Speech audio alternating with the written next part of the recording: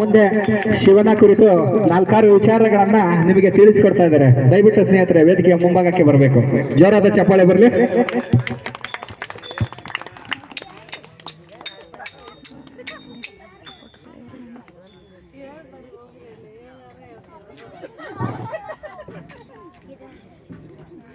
ಎಲ್ಲರಿಗೂ ಶಿವರಾತ್ರಿಯ ಹಾರ್ದಿಕವಾದಂತಹ ಶುಭಾಶಯಗಳು. ಶಿವನ ಕುರಿತಂತೆ ಹೇಳೋದಕ್ಕೆ ಬಹುಶಃ ಏನೂ ಇಲ್ಲ. ಎಲ್ರಿಗೂ ಗೊತ್ತಿರುವಂಥ ವಿಚಾರಗಳು, ಎಲ್ರಿಗೂ ಸಾಮಾನ್ಯವಾಗಿ ಗೊತ್ತಿರತಕ್ಕಂಥ ಸಂಗತಿಗಳೇ ಆಗಿರುತ್ತೆ. ಆದ್ದರಿಂದ ಏನು ಹೇಳಬೇಕು ಅನ್ನೋದು ಕೂಡ ಒಂದು ಕ್ಷಣ ಸ್ನೇಹಿತರು ಕರೆದಾಗ ಏನು ಹೇಳಬೇಕು ಅನ್ನೋದು ನನಗೆ ತೋಚಲಿಲ್ಲ. ಆದರೂ ಒಂದಿಷ್ಟು ವಿಷಯಗಳನ್ನ ಹೇಳಬಹುದು. ಶಿವ ಅಂತಂದರೆ ಶಿವನ ಅಡಿಯಿಂದ ಮುಡಿಯವರೆಗೂ ಕೂಡ ಹೇಳ್ತಾ ಹೋದರೆ ಬಹುಶಃ ಒಂದು ದಿನಾನೂ ಸಾಕಾಗಲ್ಲ ಅನಿಸುತ್ತೆ. ಈಗ ನೀವು ನೋಡಿದರೆ ಅವನು ಗಜಚರ್ಮಾಂಬರ, ಬರಿಗಾಲಲ್ಲಿರ್ತಾನೆ, ತಲೆ ಮೇಲೆ ಗಂಗೆ, ಚಂದ್ರ, ರುದ್ರಾಕ್ಷಿ ಮಾಲೆ ಮತ್ತು ಅವನ ಗಜಚರ್ಮ, ಅದನ್ನೆಲ್ಲನೂ ವರ್ಣಿಸ್ತಾ ಹೋದರೆ ಸಾಕಷ್ಟು ಸಮಯ ಬೇಕು. ಆದರೂ ಕೂಡ ಅದು ನಿಮಗೆಲ್ಲ ಗೊತ್ತಿರೋ ವಿಷಯ ಆಗಿರೋದ್ರಿಂದ ಗೊತ್ತಿಲ್ಲದೆ ಇರೋವಂಥ ಒಂದಿಷ್ಟು ಸಂಗತಿಗಳನ್ನು ನಾನು ಹೇಳೋದಕ್ಕೆ ಪ್ರಯತ್ನ ಪಡ್ತೀನಿ. ಕಳೆದ ಬಾರಿ ನಾನು ಶಿವರಾತ್ರಿಯಲ್ಲಿ ಮಾತನಾಡಿದಾಗೆ ಶಿವನ ಹುಟ್ಟಿನ ಬಗ್ಗೆ ಮತ್ತು ಅವನ ಸಾಹಸಗಳ ಬಗ್ಗೆ, ಅವನ ಯುದ್ಧಗಳು, ಅವನ ಮಕ್ಕಳ ಬಗ್ಗೆ ಹೇಳಿದ್ದೆ. ಈ ಸಾರಿ ಅವನ ಹೆಣ್ಣು ಮಕ್ಕಳ ವಿಚಾರ ಕುರಿತಂತೆ ಇನ್ನೊಂದಿಷ್ಟು ವಿಷಯಗಳನ್ನು ಹೇಳೋದಕ್ಕೆ ಪ್ರಯತ್ನ ಪಡ್ತೀನಿ. ಶಿವನಿಗೆ 5 ಜನ ಗಂಡು ಮಕ್ಕಳು, 3 ಜನ ಹೆಣ್ಣು ಮಕ್ಕಳು.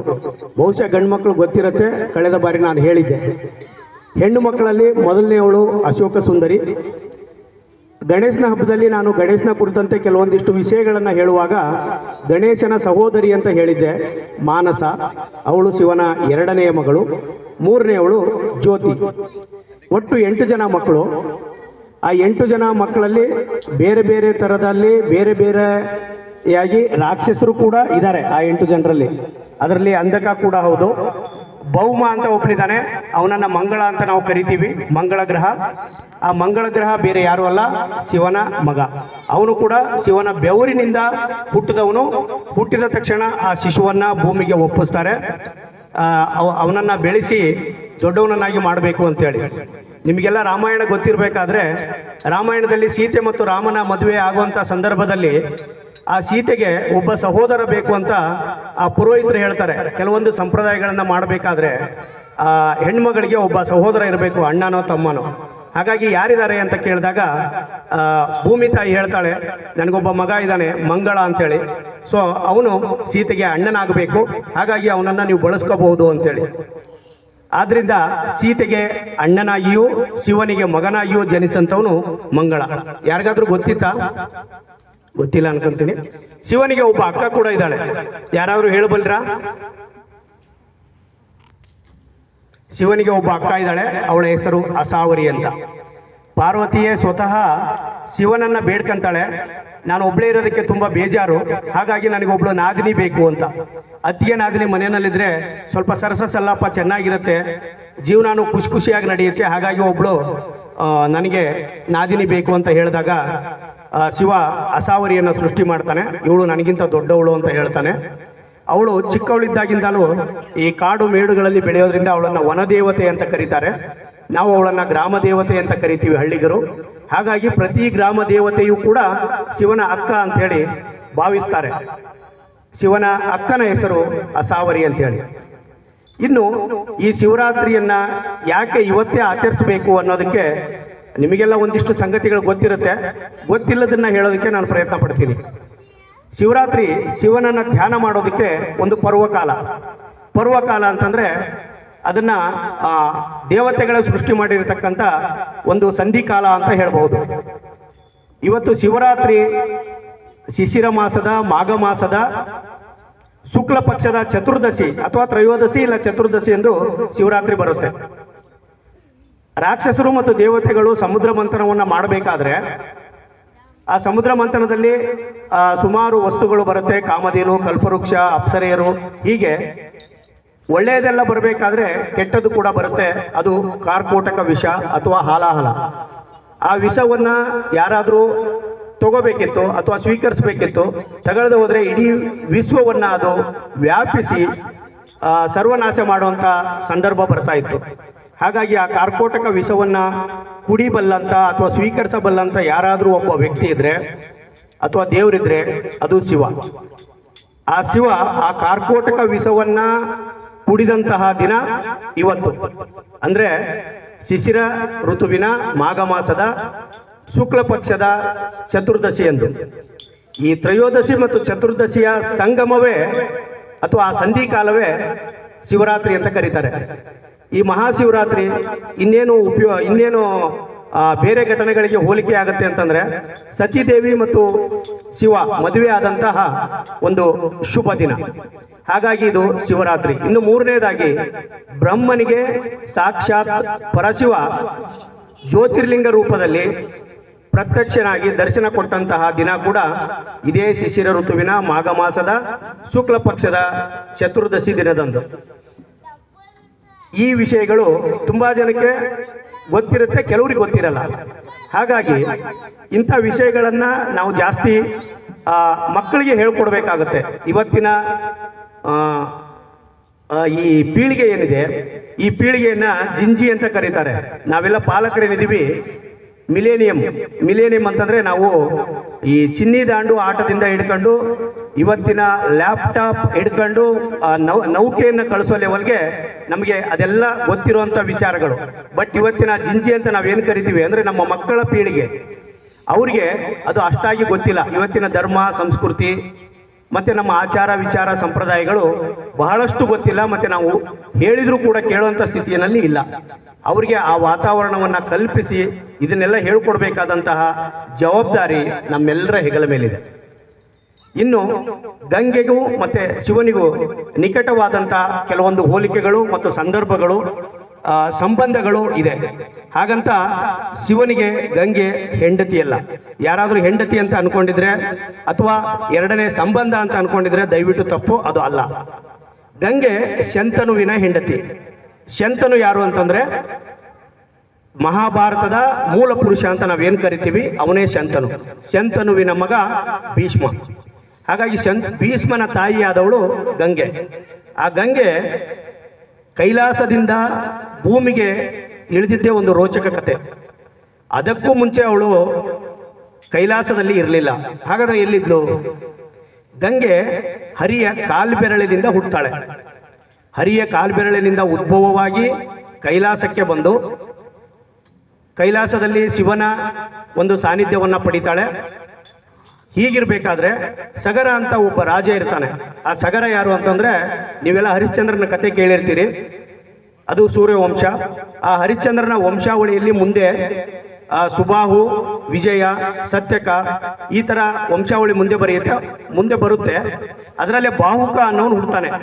ಆ ಬಾಹುಕನ ಮಗನೇ ಸಗರ. ಈ ಸಗರನಿಗೆ ಇಬ್ರು ಹೆಂಡತಿರು ಇರ್ತಾರೆ. ಒಬ್ಳು ಸುಮತಿ, ಇನ್ನೊಬ್ಳು ಕೇಸಿನಿ ಅಂತ. ಸುಮತಿಗೆ 60,000 ಜನ ಮಕ್ಕಳಿರ್ತಾರೆ. ಕೇಸಿನಿಗೆ ಇಬ್ರು ಒಬ್ಬನೇ ಒಬ್ಬ ಗಂಡ್ಮಗ ಇರ್ತಾನೆ. ಇವನು ಅಶ್ವಮೇಧ ಯಾಗಗಳನ್ನ ಮಾಡಬೇಕಾದ್ರೆ ಒಂದು ಕುದುರೆಯನ್ನ ಬಿಡ್ತಾರೆ. ಅಶ್ವಮೇಧ ಯಾಗದ ಕುದುರೆಯ ರಕ್ಷಣೆಗಾಗಿ ಸಗರನ ಮೊದಲನೇ ಹೆಂಡತಿಯ 60,000 ಜನ ಮಕ್ಕಳು ಅದನ್ನ ಫಾಲೋ ಮಾಡ್ಕೊಂಡು ಹೋಗ್ತಾರೆ. ಅದರ ಹಿಂದಿಂದೆ ಹೋಗ್ತಾರೆ. ಅದು ಪಾತಾಳವನ್ನು ತಲುಪಿ ಕಪಿಲ ಋಷಿಗಳು ಧ್ಯಾನ ಮಾಡ್ತಕ್ಕಂಥ ಒಂದು ಸ್ಥಳದಲ್ಲಿ ಹೋಗಿ ನಿಲ್ಲುತ್ತೆ. ಇವರು ಆ 60,000 ಜನ ಮಕ್ಕಳು ಕಪಿಲ ಋಷಿಗಳನ್ನ ತುಂಬಾ ಗೇಲಿ ಮಾಡ್ತಾರೆ. ಗೇಲಿ ಮಾಡಿದಾಗ ತುಂಬಾ ಕೋಪಗ್ರಸ್ತರಾದಂತಹ ಕಪಿಲ ಮುನಿಗಳು ತಮ್ಮ ಕಣ್ಣು ಬಿಟ್ಟೊಡನೆ ಆ 60,000 ಜನ ಮಕ್ಕಳು ಸತ್ತೋಗ್ಬಿಡ್ತಾರೆ. ಅವರು ಸತ್ತೋದಾಗ ಆ ಸುದ್ದಿ ಸಗರ ಮಹಾರಾಜನಿಗೆ ತಿಳಿಯೋದೇ ಇಲ್ಲ. ಅವನು ಇನ್ನೊಬ್ಬ ಮಗ ಇರ್ತಾನಲ್ಲ, ಅವನ ಹೆಸರು ಅಸಮಂಜಸ ಅಂತ, ಕೇಸಿನಿಯ ಮಗ. ಆದರೆ ಅವನು ತುಂಬ ಕೆಟ್ಟವನಾಗಿರ್ತಾನೆ, ಪ್ರಜೆಗಳನ್ನ ಪೀಡಿಸ್ತಾನೆ, ಚಿಕ್ಕ ಮಕ್ಕಳನ್ನ ಬಾವಿಗೆ ಎಸೆಯೋದು ಅದೆಲ್ಲ ಮಾಡ್ತಾ ಇರ್ತಾನೆ. ಆದರೂ ಕೂಡ ಪ್ರಜೆಗಳು ರಾಜನ ಮಗ ಅಂತೇಳಿ ಸಹಿಸ್ಕೊಂಡಿರ್ತಾರೆ. ಅವನಿಗೆ ಮದುವೆನೂ ಆಗುತ್ತೆ, ಮಗುನೂ ಆಗುತ್ತೆ. ಆ ಸಮಯದಲ್ಲಿ ಪ್ರಜೆಗಳು ಅವನ ಪೀಡನೆಯನ್ನು ತಾಳಲಾರದೆ ಸಗರ ಮಹಾರಾಜನಿಗೆ ದೂರು ಕೊಡ್ತಾರೆ. ಸಗರ ಮಹಾರಾಜ ಅವನನ್ನ ದೇಶದಿಂದ ಬಹಿಷ್ಕಾರ ಹಾಕ್ತಾನೆ. ಆನಂತರ 60,000 ಜನ ಮಕ್ಕಳು ಎಲ್ಲಿ ಹೋದ್ರು ಅಂತೇಳಿ ಅವನಿಗೆ ಗೊತ್ತಾಗೋದೇ ಇಲ್ಲ. ಹಾಗಾಗಿ ಅಸಮಂಜಸನ ಮಗ ಅಂಶುಮಾಲ ಅಂತ ಇರ್ತಾನೆ. ಅಂಶುಮಾಲನನ್ನ ಕಳಿಸ್ತಾನೆ, ನೋಡಪ್ಪ ನಿನ್ನ ಚಿಕ್ಕಪ್ಪಂದಿರು 60,000 ಜನ ಎಲ್ಲಿ ಹೋಗಿದ್ದಾರೆ ಗೊತ್ತಿಲ್ಲ, ದಯವಿಟ್ಟು ಹುಡುಕಂಬ ಅಂತೇಳಿ. ಅವನು ಹುಡುಕೊಂಡು ಹೋಗ್ತಾನೆ. ಪಾತಾಳಕ್ಕೆ ಹೋದಾಗ ಅಲ್ಲಿ ಕಪಿಲ ಮುನಿಗಳು ಇರ್ತಾರೆ. ಅವರನ್ನ ತುಂಬಾ ಬೇಡ್ಕಂತಾನೆ. ಯಾಕಂದ್ರೆ ಅದ್ರ ಪಕ್ಕದಲ್ಲಿ ದೊಡ್ಡದೊಂದು ಬೂದಿ ರಾಶಿ ಇರುತ್ತೆ, ಅವನಿಗೆ ಅರ್ಥ ಆಗುತ್ತೆ ಬಹುಶಃ ನನ್ನ ಚಿಕ್ಕಪ್ಪಂದಿರ ರಾಶಿ ಇರಬಹುದು ಇದು ಅಂತೇಳಿ. ಹಾಗಾಗಿ ಕಪಿಲ ಮುನಿಗಳನ್ನ ಬೇಡ್ಕೊಂಡಾಗ ಅವರು ನಡೆದ ವಿಷಯಗಳನ್ನ ಹೇಳ್ತಾರೆ. ಮತ್ತೆ ಇವರಿಗೆ ಸದ್ಗತಿ ಸಿಗಬೇಕು ಅಂತಂದ್ರೆ ಗಂಗೆಯನ್ನ ನೀವು ಈ ಭೂಮಿಗೆ ತರಬೇಕಾಗತ್ತೆ ಅಂತ ಹೇಳ್ತಾನೆ. ಸರಿ, ಅಂಶುಮಾಲ ಬಂದು ಸಗರ ಮಹಾರಾಜರಿಗೆ ಹೇಳ್ತಾರೆ. ಸಗರ ಮಹಾರಾಜ ಅದೇ ಕೊರಗಿನಲ್ಲಿ ಸತ್ತು ಹೋಗ್ತಾನೆ. ಅಂಶುಮಾಲನ ಮೇಲೆ ಈ ಜವಾಬ್ದಾರಿ ಬೀಳುತ್ತೆ. ಅಂಶುಮಾಲ ಏನು ಮಾಡಬೇಕು ಅಂತ ತೋಚದೇನೆ ವಯಸ್ಸಾಗತ್ತೆ. ಅವನ ಮಗ ದಿಲೀಪ ಅಂತ ಬರ್ತಾನೆ. ದಿಲೀಪನಿಗೆ ಹೇಳ್ಬಿಟ್ಟು ಸಾಯ್ತಾನೆ, ನೋಡಪ್ಪ ನಿನ್ನ ತಾತಂದ್ರು ಇಂಥ ಒಂದು ಜಾಗದಲ್ಲಿ ಬೂದಿಯಾಗಿ ಬಿದ್ದಿದ್ದಾರೆ, ಅವರಿಗೆ ಸದ್ಗತಿ ಕೊಡಬೇಕು ಅಂತ ಹೇಳಿ. ಸರಿ, ದಿಲೀಪನಿಗೂ ವಯಸ್ಸಾಗತ್ತೆ. ಅವನಿಗೆ ಒಬ್ಬ ಮಗ ಭಗೀರಥ ಅಂತ ಹುಡ್ತಾನೆ. ಭಗೀರಥನಿಗೆ ಹೇಳ್ತಾನೆ, ಭಗೀರಥ ನೋಡಪ್ಪ ನಿನ್ನ ಮುತ್ತಾತಂದಿರು ಈ ತರ ಒಂದು ಜಾಗದಲ್ಲಿ ಸುಟ್ಟು ಬೂದಿಯಾಗಿದ್ದಾರೆ, ಅವರಿಗೆ ನೀನು ಸದ್ಗತಿಯನ್ನ ಕೊಡಬೇಕು ಅಂತ ಹೇಳಿ. ಸರಿ ಆಗ್ಲಿ ಅಂತ ಹೇಳ್ಬಿಟ್ಟು ಇವನು ಶಿವನನ್ನ ಕುರಿತು ತಪಸ್ ಮಾಡ್ತಾನೆ. ಭಗೀರಥ 1000 ವರ್ಷಗಳ ಕಾಲ ತಪಸ್ ಮಾಡಿದ ಮೇಲೆ ಶಿವ ಒಲಿತಾನೆ. ಏನ್ ಬೇಕು ಅಂತ ಕೇಳಿದಾಗ ಗಂಗೆಯನ್ನ ಧರೆಗಿಳಿಸಿ ನನ್ನ ಮುತ್ತಾತಂದಿರ ಬೂದಿಯನ್ನ ಗಂಗೆ ಸೆಳ್ಕೊಂಡು ಹೋಗಿ ಸದ್ಗತಿಯನ್ನ ಕೊಡಬೇಕು ಅಂತ ಕೇಳ್ತಾನೆ. ಸರಿ ಆಯ್ತಪ್ಪ, ನಾನಂತರೂ ನಿನ್ನ ಒಂದು ಇದಕ್ಕೆ ಸಮ್ಮತಿ ಸೂಚಿಸ್ತೇನೆ, ಆದ್ರೆ ಅದಕ್ಕೆ ಗಂಗೆ ಬರಬೇಕಲ್ಲ, ಗಂಗೆಯನ್ನ ಕುರಿತು ತಪಸ್ ಮಾಡು ಅಂತ ಹೇಳ್ತಾನೆ. ಮತ್ತೆ ಭಗೀರಥ ತಪಸ್ ಮಾಡ್ತಾನೆ. ಅವನು ತಪಸ್ ಮಾಡೋದೇ ಒಂದು ರೀತಿ, ಒಂಟಿ ಕಾಲಿನಲ್ಲಿ ನಿಂತು ತಪಸ್ ಮಾಡ್ತಾನೆ. ಗಂಗೆಯನ್ನ ಕುರಿತು 1000 ವರ್ಷಗಳ ಕಾಲ ತಪಸ್ ಮಾಡಿದ ಮೇಲೆ ಗಂಗೆ ಪ್ರತ್ಯಕ್ಷಳಾಗಿ ಹೇಳ್ತಾಳೆ, ಸರಿ ಆಯ್ತು, ನಾನು ದೆರೆಗಿಳಿದು ಬರೆಯೋದಕ್ಕೆ ರೆಡಿ ಇದ್ದೀನಿ, ಬಟ್ ನನ್ನ ಫೋರ್ಸನ್ನ ಆ ರಭಸವನ್ನ ತಡೆಯುವಂತ ಶಕ್ತಿ ಭೂಮಿಗಿಲ್ಲ. ಸೊ ಹಂಗಾಗಿ ಆ ಭೂಮಿಗೆ ರಭಸ ತಡೆಯುವಂತ ಶಕ್ತಿ ಬರಬೇಕಾದ್ರೆ ಯಾರಾದರೂ ಒಬ್ರು ಮೀಡಿಯೇಟರ್ ಬೇಕು, ಮಧ್ಯವರ್ತಿಗಳು ಬೇಕು. ಹಾಗಾಗಿ ಶಿವನನ್ನ ನೀನು ತಪಸ್ ಮಾಡಿ ಒಲಿಸ್ಕೋ ಅಂತ ಹೇಳ್ತಾರೆ. ತಿರ್ಗಾ ಮತ್ತೊಂದು 1000 ವರ್ಷ ಅವನು ತಪಸ್ಸಲ್ಲಿ ಕಳೀತಾನೆ ಭಗೀರಥ. ಶಿವ ಪ್ರತ್ಯಕ್ಷ ಆಗ್ತಾನೆ. ಶಿವನಿಗೆ ಮತ್ತೆ ತನ್ನ ಸಮಸ್ಯೆಯನ್ನು ಹೇಳ್ತಾನೆ, ಗಂಗೆ ಬರೋದಕ್ಕೆ ರೆಡಿ ಇದ್ದಾಳೆ, ನೀವು ಆ ರಭಸವನ್ನ ತಡಿಬೇಕು ಅಂತ. ಸರಿ ಆಗ್ಲಿ ಅಂತ ಒಪ್ಕೊಳ್ತಾನೆ. ಮತ್ತೆ ಗಂಗೆಯನ್ನ ಕುರಿತು ತಪಸ್ ಮಾಡಿ ಅವಳನ್ನ ಕೇಳ್ಕೊಂಡು ನೀವು ಧರೆಗಿಳಿದು ಬನ್ನಿ ಅಂತ ಹೇಳಿ ಕೈಲಾಸದಿಂದ ತುಂಬಾ ರಭಸವಾಗಿ ಗಂಗೆ ದುಮ್ಮಿಕ್ತಾಳೆ. ಭೂಮಿಯ ಮೇಲೆ ನಿಂತ್ಕೊಂಡಂತ ಶಿವ ತನ್ನ ಜಟೆನಲ್ಲಿ ಅವಳನ್ನ ಫಸ್ಟು ಬಿಟ್ಕಂತಾನೆ. ಅವಳು ಆ ರಭಸ ಹೇಗಿತ್ತು ಅಂತಂದ್ರೆ ತುಂಬಾ ದುರಹಂಕಾರದಿಂದ ಅವಳು ಭೂಮಿಯಡೆಗೆ ಬರ್ತಾ ಇರ್ತಾಳೆ. ಅಂದ್ರೆ ಶಿವನನ್ನು ಕೂಡ ಕೊಚ್ಚಿಕೊಂಡು ಹೋಗಬೇಕು ಅನ್ನೋದು ಅವಳ ಆಸೆಯಾಗಿತ್ತು. ಅದು ಶಿವನಿಗೆ ತನ್ನ ದಿವ್ಯ ದೃಷ್ಟಿಯಿಂದ ಗೊತ್ತಾಗುತ್ತೆ. ಆ ಕಾರಣದಿಂದಾಗಿ ಶಿವ ತನ್ನ ಜಟೆಯಲ್ಲಿ ಅವಳನ್ನ ಅಡಗಿಸ್ಕೊಂಡು ಬಿಡ್ತಾನೆ. ಒಂದೇ ಒಂದು ಹನಿ ಕೂಡ ಆ ಜಟೆಯಿಂದ ಕೆಳಗಡೆ ಬೀಳೋದಿಲ್ಲ. ಭಗೀರಥನಿಗೆ ಮತ್ತೆ ಸಮಸ್ಯೆ ಆಗುತ್ತೆ. ಶಿವನನ್ನ ಪರಿಪರಿಯಾಗಿ ಬೇಡಿಕೊಳ್ತಾನೆ. ಆಗ ಶಿವ ತನ್ನ ಒಂದು ಜಟೆಯ ಒಂದೇ ಒಂದು ಕೂದಲಿನ ಎಳೆಯಿಂದ ಆ ನದಿಯನ್ನ ಅಥವಾ ಗಂಗೆಯನ್ನ ಆ ಧರೆಗೆ ಬಿಡ್ತಾನೆ. ಅದು ಆ ಒಂದು ಎಳೆ ಕೂಡ ಹೇಗಿರುತ್ತೆ ಅಂತಂದ್ರೆ ಮಹಾಸಮುದ್ರ ಒಂದು ಆ ತೆರೆಗಳ ಮೂಲಕ ಬರುತ್ತಲ್ಲ, ಆ ಒಂದು ಸಂಘರ್ಷದ ರೀತಿನಲ್ಲಿ ತುಂಬಾ ರಭಸವಾಗಿ ಹರಿತಾ ಬರುತ್ತೆ. ಹರಿತಾ ಬರಬೇಕಾದ್ರೆ ಅಲ್ಲಿ ಕಣ್ವ ಋಷಿಗಳ ಒಂದು ಆಶ್ರಮ ಇರುತ್ತೆ. ಆ ಗಂಗೆ ಇನ್ನೂ ಅಹಂಕಾರವನ್ನ ತೊಡೆದಿರೋದಿಲ್ಲ. ಆ ಕಣ್ವ ಋಷಿಗಳ ಆಶ್ರಮವನ್ನ ಪೂರ್ಣವಾಗಿ ಕೊಚ್ಚಿಕೊಂಡು ಹೋಗ್ಬಿಡ್ತಾಳೆ. ಅದು ಎಷ್ಟು ಕೋಪ ತರಿಸುತ್ತೆ ಅಂತಂದ್ರೆ ಕಣ್ವ ಋಷಿಗಳು ಆ ಇಡೀ ಗಂಗೆಯನ್ನ ಅಪೋಷಣ ತಗೊಂಡ್ಬಿಡ್ತಾರೆ. ಅಪೋಷಣ ಅಂತಂದ್ರೆ ಮುಂದೆ ಒಂದು ಹನಿ ಕೂಡ ಎಲ್ಲೂ ಕಾಣಬಾರದು, ಬರೋ ನೀರೆಲ್ಲ ಕುಡಿತಾ ಹೋಗ್ಬಿಡ್ತಾರೆ. ಅವ್ರು ಅಪೋಷಣ ತಗೊಂಡ್ಬಿಡ್ತಾರೆ. ಭಗೀರಥ ಮುಂದೆ ದಾರಿ ತೋರಿಸ್ತಾ ಹೋಗ್ತಾ ಇರ್ತಾನೆ. ಹಿಂದೆ ನೋಡಿದ್ರೆ ಗಂಗೆ ಇಲ್ಲ. ಮತ್ತೆ ವಾಪಸ್ ಬರ್ತಾನೆ. ವಾಪಸ್ ಬಂದು ಕಣ್ವ ಋಷಿಗಳ ಹತ್ರ ತನ್ನ ವಿನಂತಿಯನ್ನ ಬೇಡ್ಕೊಳ್ತಾನೆ. ಅವರು ತಮ್ಮ ಕಿವಿಯ ಮೂಲಕ ಗಂಗೆಯನ್ನ ಹೊರಗೆ ಬಿಡ್ತಾರೆ. ಹಾಗಾಗಿ ಅವರನ್ನ ಜನ್ನು ಋಷಿ ಅಂತಾನೂ ಕರೀತಾರೆ. ಜನ್ನು ಋಷಿಯ ಕಿವಿಯಿಂದ ಹೊರಗೆ ಬಂದಿರೋದ್ರಿಂದ ಅವಳು ಜಾಹ್ನವಿ ಆಗ್ತಾಳೆ. ಗಂಗೆ ಜಾಹ್ನವಿಯಾಗಿ ಮತ್ತೆ ಹರ್ಕೊಂಡೋಗಿ ಪಾತಾಳ ಲೋಕವನ್ನ ಸೇರಿ ಭಗೀರಥನ ಮುತ್ತಾತಂದಿರ ಬೂದಿಯನ್ನ ತನ್ನ ಒಡಲಿನಲ್ಲಿ ಸೇರಿಸ್ಕೊಂಡು ಹರಿತಾ ಹೋಗ್ತಾಳೆ. ಹೀಗೆ ಗಂಗೆ ಕೈಲಾಸದಿಂದ ಧರೆಗಿಳಿದು ಬಂದಂತಹ ಒಂದು ರೋಚಕ ಕಥೆ. ಇನ್ನೊಂದು ಪುರಾಣದ ಕಥೆಯನ್ನ ನಿಮ್ಗೆ ಹೇಳೋದಕ್ಕೆ ಇಷ್ಟಪಡ್ತೀನಿ. ನೀವು ಕೇಳೋ ಹಾಗಿದ್ರೆ ಹೇಳ್ಬಹುದಾ? ಕಶ್ಯಪ ಋಷಿಗಳಿಗೆ 2 ಹೆಂಡತಿಯರು ಇರ್ತಾರೆ, ವಿನುತಾ ಮತ್ತು ಕದ್ರು ಅಂತ ಹೇಳಿ. ಅವರು ಒಬ್ಬನೇ ತಂದೆಯ ಮಕ್ಕಳು ಇಬ್ರು. ಕೆಲವು ಪುರಾಣಗಳಲ್ಲಿ ದಕ್ಷ ಪ್ರಜಾಪತಿಯ ಮಕ್ಕಳು ಅಂತ ಬರುತ್ತೆ. ಇನ್ನು ಕೆಲವು ಪುರಾಣಗಳಲ್ಲಿ ಬ್ರಹ್ಮನ ಮಾನಸ ಪುತ್ರಿಯರು ಅಂತ ಬರುತ್ತೆ. ವಿನುತಾ ಮತ್ತು ಕದ್ರು ಹೀಗೆ ಸಂಸಾರ ಮಾಡಬೇಕಾದ್ರೆ ಕಶ್ಯಪ ಋಷಿಗಳ ಜೊತೆಗೆ ಅವರು ತಮಗೆ ಸಂತಾನ ಬೇಕು ಅಂತೇಳಿ ತುಂಬ ಬೇಡ್ಕೊಳ್ತಾರೆ.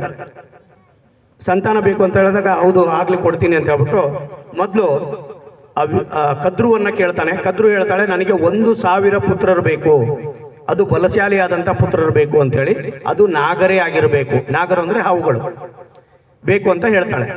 ಸರಿ ಆಯಿತು ಅಂತ ಅವಳಿಗೆ ತಥಾಸ್ತು ಹೇಳ್ತಾರೆ. ಎರಡನೇ ಹೆಂಡತಿ ವಿನುತಾನು ಕೇಳ್ತಾಳೆ, ನನಗೆ ಆ 1000 ಮಕ್ಕಳಿಗಿಂತನೂ ಬಲಾಢ್ಯರಾದಂಥ 2 ಮಕ್ಕಳನ್ನು ದಯಪಾಲಿಸಿ ಸಾಕು ಅಂತೇಳಿ. ಅವಳಿಗೂ ಕೂಡ ತಥಾಸ್ತು ಅಂತ ಹೇಳ್ತಾರೆ. ಹಾಗೆ ನಡೀತಿರ್ಬೇಕಾದ್ರೆ ಅವರು ತಪಸ್ಸಿಗೆ ಹೋಗ್ತಾರೆ. ಇವರಿಬ್ಬರು ಗರ್ಭವತಿಯರಾಗ್ತಾರೆ. ಮೊದಲು ಕದ್ರುವಿಗೆ ಮಕ್ಕಳಾಗ್ತವೆ, 1,000 ಮಕ್ಕಳು, 1,000 ಹಾವುಗಳು ಹುಟ್ಟುತ್ತವೆ. ಅದನ್ನು ನೋಡಿ ವಿನುತಾಳಿಗೆ ಹೊಟ್ಟೆ ಕಿಚ್ಚಾಗತ್ತೆ, ನನಗೆ ಮಕ್ಕಳಾಗ್ಲಿಲ್ವಲ್ಲ ಅಂತೇಳಿ. ಮೊದಲನೇ ಬಾರಿಗೆ ಒಂದು ಮೊಟ್ಟೆಯನ್ನು ಇಡ್ತಾಳೆ. ಸ್ವಲ್ಪ ಹೊತ್ತು ದಿನ ಕಾಯ್ತಾಳೆ, ಅದು ಮೊಟ್ಟೆ ಒಡೆಯೋದಿಲ್ಲ. ಮತ್ತೆ ಎರಡನೇ ಮೊಟ್ಟೆಯನ್ನು ಕೂಡ ಇಡ್ತಾಳೆ ಅವಳು ವಿನುತಾ. 2 ಮೊಟ್ಟೆಯಿಂದಾಗಿ 1,000 ಜನ ಮಕ್ಕಳು ಹುಟ್ಟಿ ಆದಮೇಲೆ ಇವಳು 1 ಮೊಟ್ಟೆಯನ್ನು ಒಡೆದು ಬಿಡ್ತಾಳೆ. ಆ ಮೊಟ್ಟೆ ಏನಾಗಿರುತ್ತೆ ಅಂತಂದರೆ ಅರ್ಧ ಮಾತ್ರ ಬೆಳೆದಿರುತ್ತೆ, ಸೊಂಟದ ಮೇಲ್ಗಡೆ ಬೆಳೆದಿರುತ್ತೆ, ಕೆಳಗಡೆ ಯಾವುದೇ ರೀತಿಯ ಅದಂತ ಬೆಳೆದಿರಲ್ಲ. ಅದಕ್ಕೆ ತುಂಬ ಕೋಪ ಬರುತ್ತೆ. ಕೋಪ ಬಂದು ತಾಯಿಗೆ ಶಾಪವನ್ನು ಕೊಡ್ತಾನೆ, ನೀನು ನಿನ್ನ ಸವತಿಯ ಅಡಿಯಾಳಾಗಿ ದಾಸಿಯಾಗಿ ಬದುಕಬೇಕು ನೀನು 500 ವರ್ಷ ಅಂತೇಳಿ ಶಾಪವನ್ನು ಕೊಡ್ತಾನೆ. ಮತ್ತೆ ಇನ್ನೊಂದು ಮೊಟ್ಟೆ ಇದೆಯಲ್ಲ, ಅದಾಗಿ ಹೊರಗೆ ಬರೋವರೆಗೂ ನೀನು ಕಾಯಬೇಕು, ಹೊಡಿಬೇಡ ಅಂತ ಹೇಳ್ತಾನೆ. ಸರಿ ಆಗಲಿ ಅಂತ ಹೇಳಿದಾಗ ಇನ್ನು ಮೊದಲನೇ ಅರ್ಧ ಮೊಟ್ಟೆ ಇದೆಯಲ್ಲ, ಅವನು ಅರುಣನಿಗೆ ಸೊಂಟದ ಕೆಳಭಾಗ ಇಲ್ಲ, ಸೊಂಟದ ಮೇಲ್ಭಾಗ ಮಾತ್ರ ಇದೆ. ಆ ಅರುಣ ಯಾರು ಅಂತಂದರೆ ಸೂರ್ಯನ ಸಾರಥಿ. ಸೂರ್ಯನ 7 ಕುದುರೆಗಳ ರಥವನ್ನು ಓಡಿಸುವಂತಹ ಒಬ್ಬ ಸಾರಥಿ ಅರುಣ. ಆ ಅರುಣ ವಿನುತಾಳ ಮಗ. ಆ ಅರುಣ ಹ್ಯಾಂಡಿಕ್ಯಾಪ್ಟ್. ಆ ಹ್ಯಾಂಡಿಕ್ಯಾಪ್ಟ್ ಇಡೀ ಜಗತ್ತಿನ ಚಲನೆಯನ್ನ ನಿರ್ಧರಿಸಬಲ್ಲಂತಹ ಒಬ್ಬ ವ್ಯಕ್ತಿ ಸೂರ್ಯನ ಸಾರಥಿ. ನಮಗೆಲ್ಲ ಇದೆ, ಕೈಗಳು, ಕಾಲು, ಕಣ್ಣು, ಕಿವಿ ಎಲ್ಲ ಇದ್ದು ನಾವು ನಡೆಯೋದಕ್ಕೆ ಎಡುತ್ತೀವಿ ಅಂತ. ಅದು ಒಬ್ಬ ಕುಂಟ ಇಡೀ ಜಗತ್ತಿನ ಚಲನೆಯನ್ನ ನಿರ್ಧರಿಸ್ಕೊಂಡು ಹೋಗ್ತಾ ಇದ್ದಾನೆ. ಅವನು ವಿನುತಾಳ ಮಗ. ಎರಡನೇ ಮಗ ಹುಡ್ತಾನೆ, ಅವನು ಗರುಡ. ಗರುಡ ಯಾರು ಅಂತ ನಿಮಗೆಲ್ಲ ಗೊತ್ತಿದೆ, ವಿಷ್ಣುವಿನ ವಾಹನ. ಅಷ್ಟೊತ್ತಿಗೆ ಏನಾಗಿರುತ್ತೆ ಅಂತಂದ್ರೆ ಇವರಿಬ್ರು ಮಕ್ಕಳು ಚಿಕ್ಕವರು ಇರ್ತಾರೆ. ಒಂದು ಸಾರಿ ಸಮುದ್ರ ದಡದಲ್ಲಿ ವಿನುತಾ ಮತ್ತು ಕದ್ರು ವಾಯುವಿಹಾರ ಮಾಡಬೇಕಾದ್ರೆ ಅಲ್ಲಿ ಉಚ್ಚೈಸ್ರವ ಅಂತ ಒಂದು ಕುದುರೆ ಹೋಗ್ತಾ ಇರುತ್ತೆ. ಆ ಉಚ್ಚೈಸ್ರವ ಯಾವುದು ಅಂತಂದ್ರೆ ಈ ಸಮುದ್ರ ಮಥನ ಕಾಲದಲ್ಲಿ ಬಂದಂತಹ ಉಚ್ಚೈಸ್ರವ. ಅದಕ್ಕೆ 7 ತಲೆಗಳಿರುತ್ತೆ ಮತ್ತು ಅದಕ್ಕೆ ರೆಕ್ಕೆಗಳಿರುತ್ತೆ, ಹಾರ್ತಾ ಹೋಗ್ತಾ ಇರುತ್ತೆ. ಅದಕ್ಕೆ ತುಂಬಾ ಬಿಳಿಯಾಗಿರುತ್ತೆ ಇಡೀ ಕುದುರೆ. ಅವಾಗ ಕದ್ರು ಹೇಳ್ತಾಳೆ, ಇಲ್ಲ ಅದು ಒಂಚೂರು ಕಪ್ಪಿದೆ ನೋಡು, ಬಾಲ ಕಪ್ಪಿದೆ ಅಂತ. ವಿನುತಾ ಹೇಳ್ತಾಳೆ, ಇಲ್ಲ ಬೆಳ್ಳಗಿದೆ ಅಂತ. ಕೊನೆಗೆ ಇಬ್ರು ಸೇರಿ ಒಂದು ಬೆಟ್ಟಿಂಗ್ ಕಟ್ತಾರೆ. ಯಾರ ಹೇಳಿಕೆ ತಪ್ಪಾಗಿದೆಯೋ ಅವರು ಇನ್ನೊಬ್ಬರ ದಾಸಿಯಾಗಿರ್ಬೇಕು ಅಂತ ಹೇಳಿ. ಅವಾಗ ಕದ್ರು ಏನ್ ಮಾಡ್ತಾನೆ, ತನ್ನ ಮಗ ಕಾರ್ಕೋಟಕನಿಗೆ ಕರೆದ್ಬಿಟ್ಟು ಹೇಳ್ತಾಳೆ, ಹೋಗಿ ಉಚ್ಚೈಸ್ರವಾದ ಬಾಲವನ್ನ ಸುತ್ತಿಕೊಂಡು ಬಿಡು, ಅದು ಕಪ್ಪು ಕಾಣಬೇಕು ಅಂತ. ಸರಿ, ಮರುದಿನ ನೋಡಕ್ಕೆ ಅಂತ ಹೋಗ್ತಾರೆ. ಆ ಬಾಲ ಕಪ್ಪಾಗಿರೋ ಕಾರಣದಿಂದ ವಿನುತಾ ದಾಸಿ ಆಗ್ತಾಳೆ. ಆ ದಾಸ್ಯತ್ವ ಸುಮಾರು 500 ವರ್ಷಗಳವರೆಗೂ ಮುಂದುವರಿಯುತ್ತೆ. ಗರುಡನಿಗೆ ಗೊತ್ತಾಗುತ್ತೆ ತನ್ನ ತಾಯಿ ದಾಸ್ಯದಲ್ಲಿ ಇದ್ದಾಳೆ, ಅವಳನ್ನು ದಾಸ್ಯದಿಂದ ಬಿಡುಗಡೆ ಮಾಡಬೇಕು ಅಂತ ಹೇಳಿ. ಈ ದಾಸ್ಯದಿಂದ ಬಿಡುಗಡೆ ಮಾಡಬೇಕಾದ್ರೆ ಏನ್ ಮಾಡಬೇಕು ಅಂತ ಹೇಳಿ ಕದ್ರುವಿನ ಮಕ್ಕಳನ್ನ ಕೇಳ್ತಾನೆ. ಅವ್ರು ಹೇಳ್ತಾರೆ, ಇಂದ್ರನ ಹತ್ರ ಇರ್ತಕ್ಕಂಥ ಅಮೃತವನ್ನು ತಂದು ನೀನು ನಮ್ಮ ತಾಯಿಗೆ ಕೊಟ್ರೆ ನಾವು ನಿಮ್ಮ ತಾಯಿಯನ್ನ ದಾಸ್ಯದಿಂದ ವಿಮುಕ್ತಿ ಮಾಡ್ತೀವಿ ಅಂತ. ಸರಿ, ಇವನು ಹೋಗ್ತಾನೆ ಹಾರಾಡ್ಕೊಂಡು, ಯಾಕಂದ್ರೆ ಅವನಿಗೆ ರೆಕ್ಕೆ ಇರುತ್ತೆ ಗರುಡನಿಗೆ. ಇಂದ್ರನ ಅರಮನೆಯಲ್ಲಿದ್ದಂತಹ ಆ ಅಮೃತದ ಕುಡಿಕೆಯನ್ನು ತಗೊಂಡು ಬಂದು ತುಂಬಾ ಹೋರಾಟದ ಮೂಲಕ ಅದನ್ನು ಪಡಿತಾನೆ. ತಗೊಂಡು ಬಂದು ಆ ಕದ್ರುವಿಗೆ ಕೊಡ್ತಾರೆ. ಕೊಟ್ಬಿಟ್ಟು ಹೇಳ್ತಾನೆ, ಮೊದಲು ನೀವೆಲ್ಲ ಶುಚಿರ್ಭೂತರಾಗಿ ಸ್ನಾನ ಮಾಡ್ಕೊಂಬಂದು ಸೇವಿಸಿ, ಅಲ್ಲಿವರೆಗೂ ಇಲ್ಲಿ ಇಟ್ಟಿರ್ತೀನಿ ಅಂತ ಹೇಳ್ಬಿಟ್ಟು ಗರಿಕೆ ಹುಲ್ಲಿನ ಮೇಲೆ ಇಡ್ತಾನೆ. ಅವರು ಅಲ್ಲಿ ಸ್ನಾನಕ್ಕೆ ಹೋಗುವಷ್ಟೊತ್ತಿಗೆ ಇಂದ್ರ ಬಂದು ಮತ್ತೆ ಅದನ್ನ ಕತ್ಕೊಂಡು ಹೋಗ್ಬಿಡ್ತಾನೆ, ಏನನ್ನ ಅಮೃತದ ಕಳಶವನ್ನ. ಅವ್ರು ಬಂದು ನೋಡ್ತಾರೆ, ಆ ಹುಲ್ಲಿನ ಗರಿಕೆಯ ಮೇಲೆ ಅಮೃತದ ಕಳಶ ಇಲ್ಲ. ಅವಾಗೇನ್ ಮಾಡ್ತಾರೆ, ಆ ಹಾವುಗಳು ಆ ಆಸೆಯಿಂದ, ಅಮೃತದ ಬಿಂದುವಿನ ಆಸೆಯಿಂದ ಆ ಗರಿಕೆಯನ್ನ ನೆಕ್ತವೆ. ಗರಿಕೆಯನ್ನು ನೆಕ್ಕಿದಾಗ ನೆಕ್ಕಿ ಆ ಹಾವಿನ ನಾಲಿಗೆಗಳು 2 ಆಗ್ತವೆ. ಆ ಹಾವಿನ ನಾಲಿಗೆಗಳು 2 ಆಗಿ ಸೀಳೋದಕ್ಕೆ ಕಾರಣ ಏನು ಅಂತಂದ್ರೆ ಆ ಅಮೃತದ ಆಸೆಗಾಗಿ ಗರಿಕೆಯನ್ನ ನೆಕ್ಕಿರೋದ್ರಿಂದ. ಆ ಗರಿಕೆ ಕೂಡ ನಮಗೆ ಯಾಕೆ ಈ ದೇವರ ಪೂಜೆಗಳಲ್ಲಿ ಯಾಕೆ ಇದು ತುಂಬಾ ಶ್ರೇಷ್ಠ ಅಂತಂದ್ರೆ ಈ ಕಾರಣಕ್ಕಾಗಿ. ಅಮೃತದ ಬಿಂದು ಅಥವಾ ಅಮೃತದ ಕಳಶವನ್ನು ಇಟ್ಟಂತ ಜಾಗ ಈ ಒಂದು ಗರಿಕೆ ಹುಲ್ಲು. ಹಾಗಾಗಿ ಅದನ್ನ ನಾವು ತುಂಬಾ ಶ್ರೇಷ್ಠ ಅಂತ ಭಾವಿಸ್ತೀವಿ. ಇಷ್ಟು ಹೇಳಿ ನನ್ನ ಇವತ್ತಿನ ಶಿವ ಜಾಗರಣೆಯ ಮಾತುಗಳನ್ನ ಮುಗಿಸ್ತೀನಿ. ಆಯೋಜಕರಿಗೂ ಮತ್ತು ಕೇಳಿದವ್ರಿಗೂ ಅಭಿನಂದನೆಗಳು. ಪ್ರದೋಷ ಕಾಲ ಅಂತ ಕರೀತಾರೆ. ಪ್ರದೋಷ ಕಾಲ ಅಂತಂದ್ರೆ ಒಂದು ತಿಂಗಳಲ್ಲಿ 2 ಪಕ್ಷ ಬರುತ್ತೆ, ಶುಕ್ಲ ಪಕ್ಷ ಮತ್ತು ಕೃಷ್ಣ ಪಕ್ಷ ಅಂತೇಳಿ. ಪ್ರತಿ 15 ದಿನಗಳ 13 ದಿನಕ್ಕೊಂದ್ಸಾರಿ ಅದ್ಭುತವಾದಂಥ ಪ್ರದೋಷ ಕಾಲ ಬರುತ್ತೆ. ಆ ಪ್ರದೋಷ ಕಾಲದಲ್ಲಿ ಸಾಕ್ಷಾತ್ ಶಿವ ನೃತ್ಯ ಮಾಡ್ತಾನೆ ಅಂತ ಹೇಳ್ತಾರೆ ಕೈಲಾಸದಲ್ಲಿ. ಹಾಗಾಗಿ ಆ ಪ್ರದೋಷ ಕಾಲದಲ್ಲಿ ನಾವು ಮಾಡ್ತಕ್ಕಂಥ ಶಿವನ ಪೂಜೆ ಅತಿ ಶ್ರೇಷ್ಠ ಅಂತ ಭಾವಿಸಲಾಗುತ್ತೆ. ಹಾಗಾಗಿ ಮುಂದಿನ ಸಾರಿ ಆಯೋಜಕರಲ್ಲಿ ಒಂದು ವಿನಂತಿ, ಪ್ರದೋಷ ಕಾಲದಲ್ಲಿ ನೀವು ಈ ಒಂದು ಅಭಿಷೇಕ ಮತ್ತು ಬಿಲ್ವಾರ್ಚನೆಯನ್ನ ಇಟ್ಕೊಂಡ್ರೆ ಬಹಳ ಒಳ್ಳೆಯದು. ಆ ಪ್ರದೋಷ ಕಾಲದ ಸಮಯ ಏನು ಅಂತಂದ್ರೆ ಸೂರ್ಯಾಸ್ತದ 1 ಗಂಟೆಯ ಮುಂಚೆ, ಸೂರ್ಯಾಸ್ತದ ನಂತರ 1 ಗಂಟೆ, 2 ಗಂಟೆಗಳ ಕಾಲ ಸಮಯ ಇರುತ್ತೆ. ಹಾಗಾಗಿ ಆ ಸಮಯದಲ್ಲಿ ಶಿವನನ್ನ ಪೂಜೆ ಮಾಡಬೇಕು ಅಂತ ಹೇಳಿ ವೇದಗಳು, ಪುರಾಣಗಳು, ಶಾಸ್ತ್ರಗಳು ಹೇಳುತ್ತೆ. ದಯವಿಟ್ಟು ಅದನ್ನ ಅನುಕರಣೆಗೆ ತಂದ್ರೆ ಬಹಳ ಒಳ್ಳೆಯದು. ಎಲ್ರಿಗೂ ಧನ್ಯವಾದ. ಜೈ ಹಿಂದ್, ಜೈ ಕರ್ನಾಟಕ.